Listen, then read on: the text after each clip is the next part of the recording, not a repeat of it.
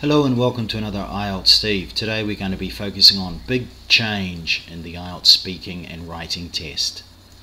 So first of all, let's start with a little example. This is a clownfish. A clownfish is far smaller than the great white shark, but by far the biggest is the blue whale. Now we can use this in the IELTS test. Here's an example right now. So what words would be missing there? Sharks are terrifying. By far the most deadly animal is the tiny mosquito. So in terms of the writing test, we're going to use this in task 1 and task 2 writing, but in particular in task 1. So when we compare two things, note the big difference is very important. We only use this language for a very big difference. So as we just practiced, far bigger. The shark is far bigger than the clownfish. If we compare three things, we're going to use the by far plus the est. The whale is by far the biggest fish or mammal. Now we've got a bar chart coming up here comparing three things. If we look and consider Japan, what do you think may be wrong with this candidate's writing?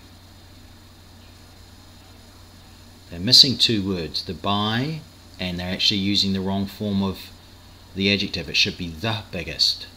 In terms of a line graph here, note that although there's lots of data, the person is going to compare the low numbers with the high numbers, so they're only comparing two things.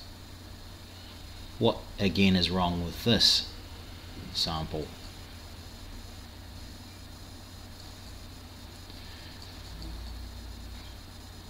So the answer coming in now, one of the mistakes was the wrong verb, but also lower. So we can use this big comparison also in the speaking test.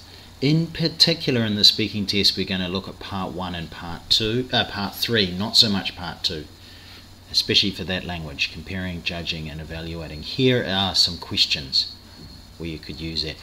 So if we're comparing these two things, which do you prefer? A pizza or hamburgers? You could say this: I far prefer pizza because. Now again in part 3, now with a more complex question, we might use a superlative. By far the best way to improve traffic problems is. So there's just a quick tip on describing big contrasts. If you'd like more information, have a look at IELTS Steve. We're on Facebook, Instagram and also